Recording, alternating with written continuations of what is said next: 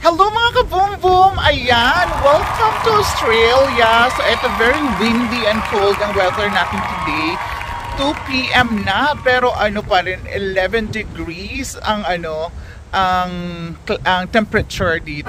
So ngayon itutour ko kayo sa bahay nila Frank dito sa Australia kung saan tayo magsistay. So anyway, yung nakikita nyo dyan sa unahan, ayan yung harap ng house nila. So may park dyan, ang tawag sa park na yan ay ang Crescent Park. Ayan, so pero wala masyadong tao as you can see. Tapos ayan yung papunta sa Woolworths, Vic Park, mga ganon. Tapos dito naman, if you can see, ayan yung doon may highway na doon, nanon na yung highway. So let's go sa ating house tour dito kay Frank. Sabayan niyo po ako. Let's go! Ayan, so eto naman ka-boom boom. Eto yung house nila dito. Ayan yung garage. Tapos dito yung main entrance. Tapos eto yung mga roses nila dito. Pag spring, sobrang dami ng roses dyan. Tsaka summer, mga bulaklak ang gaganda.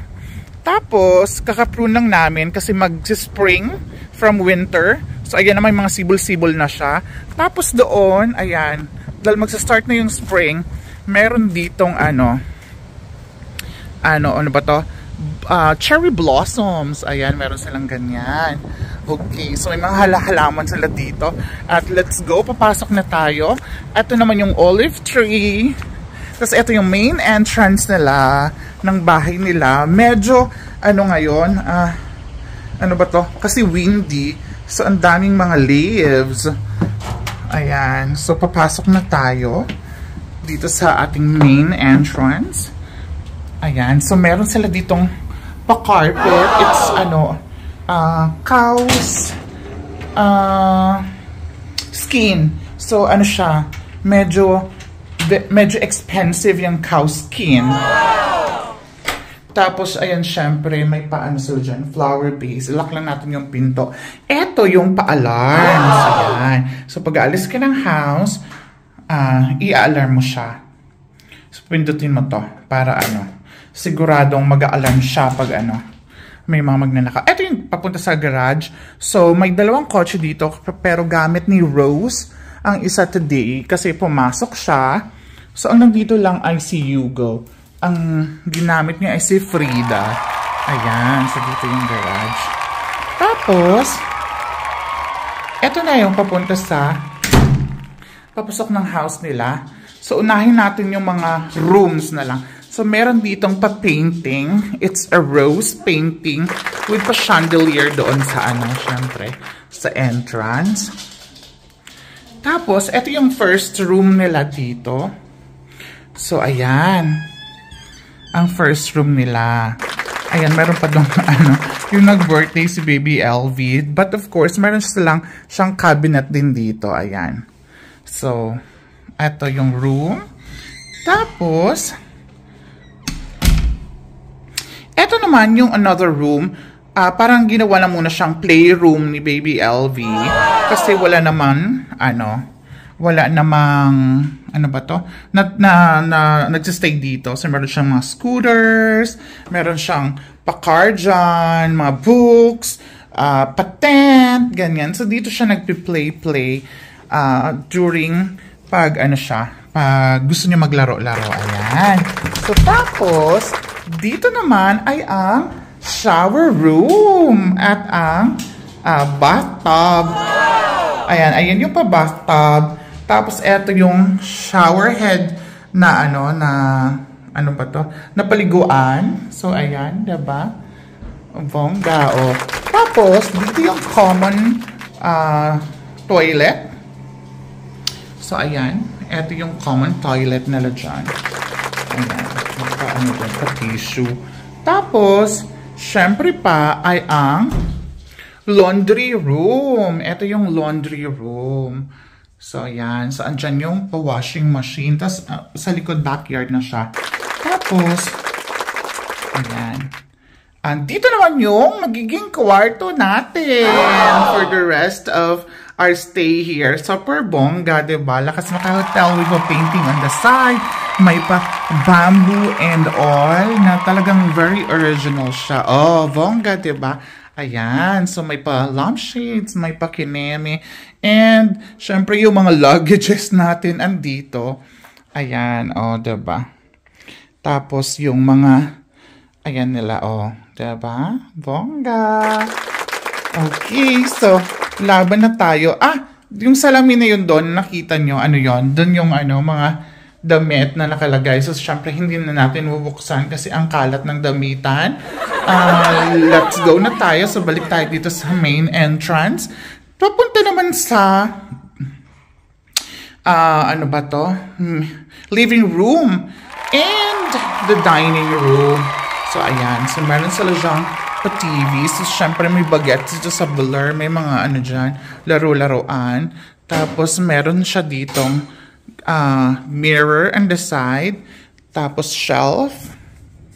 Tapos, ayan. Andyan sila. O, diba? Ayan, mga laruan ni Lume. Syempre, may mga candle and flower base dyan. May pa-another, masterpiece ng, painting kineme dyan. Ayan. Tapos, eto na yung dining room. Ayan. So, eto yung dining. Opa! Bongga! May pailaw. Tapos, habang si mother ay nagpe-prepare ng food. Eto yung nila. Parang minibar ba tawag dito, gang, no? Ayan. Parang minibar. Tapos, syempre, yung fridge. Ayan. Ayan yung fridge. Tapos, ito na yung kitchen. Ayan, di ba bongga? Merong, syempre, rice cooker dahil Pilipino tayo.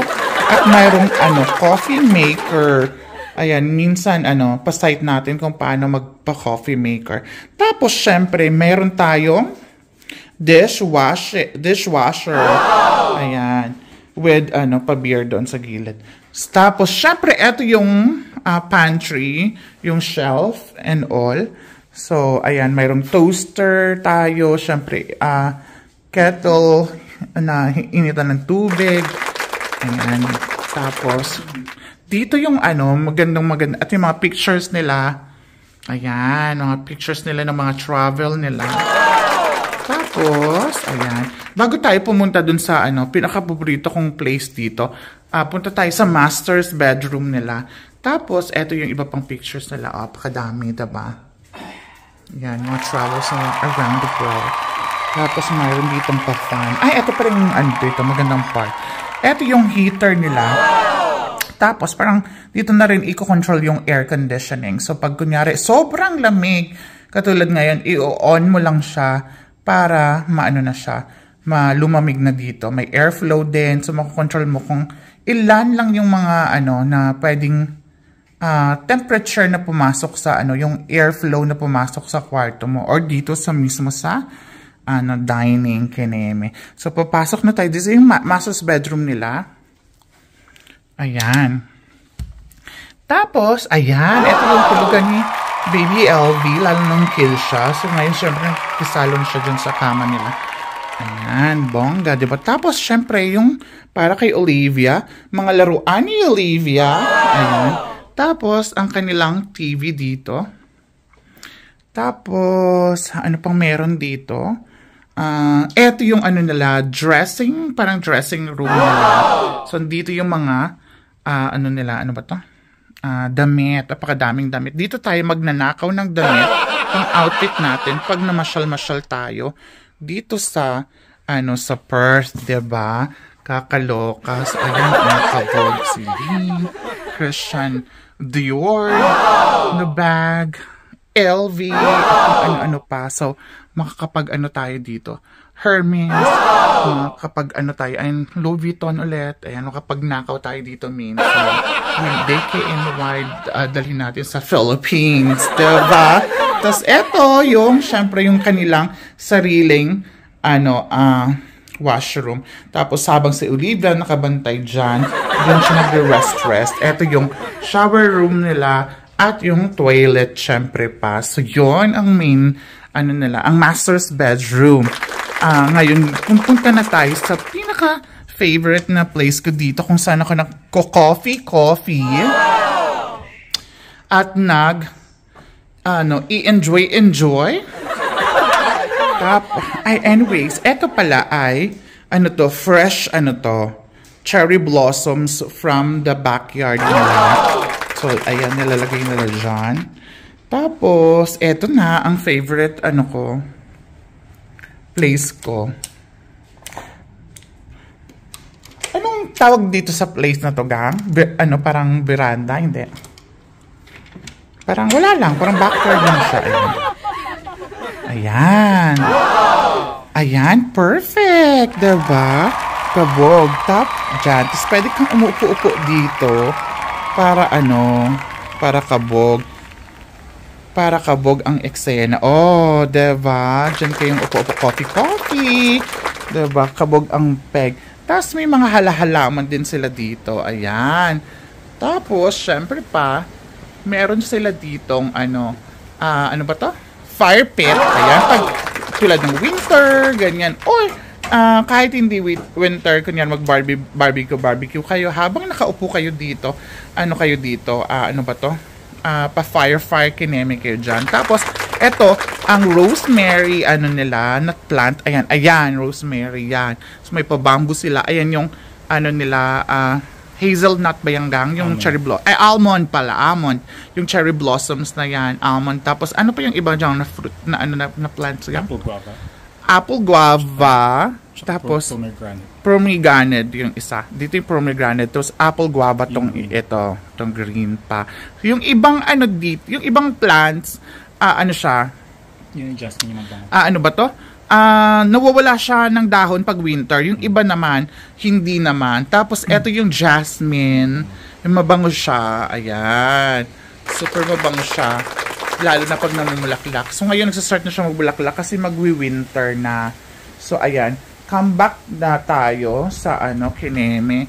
Sa loob ng bahay. So, yun, mga ka-boom-boom. Dito tayo mag-stay for habang nandito tayo sa Perth. Ayan yung mga laruan ni Baby LV. Tapos, ayan. So, ito lang dito. Simplihan lang ang peg. Ay, tapos, ayan pala. Meron yung parang fireplace. Ganon. Pwede ba panda rin gang? Hindi makita yung remote. So, sunod na lang.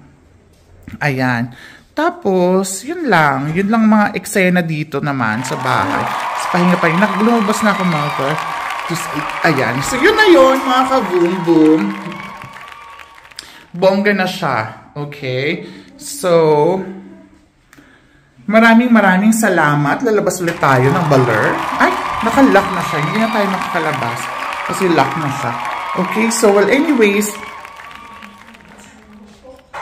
boom, so yun na yung natin, house tour nila dito sa sa Australia, sa Perth, Australia. So may Redcliffe area sila. Maraming salamat sa labalang sawang panood ng mga vlogs ko.